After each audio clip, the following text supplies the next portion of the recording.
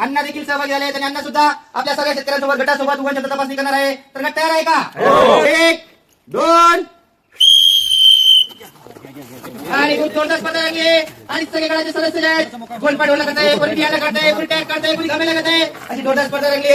अण्णा सुद्धा अगदी तुळशी स्पर्धेमध्ये सहभागी झाले. अण्णांनी गोलपाट घेतले आणि गोलपाट ओला सुद्धा केलंय. प्रकारे त्या प्रकारे चिवडा वाटत त्या प्रकारे बियाणं घेतले, बियाणं टाकले आणि बियाणं आता बियाणं वनपटावरती टाकायचं काम सुरू आहे. मला वाटतं गटाला कुठं रांगोळी काढायची चांगली प्रॅक्टिस आहे आणि त्यांनी खूप छान रांगोळी काढली आहे. वा वा वा, अण्णाला टाकायची तयारी चालू आहे.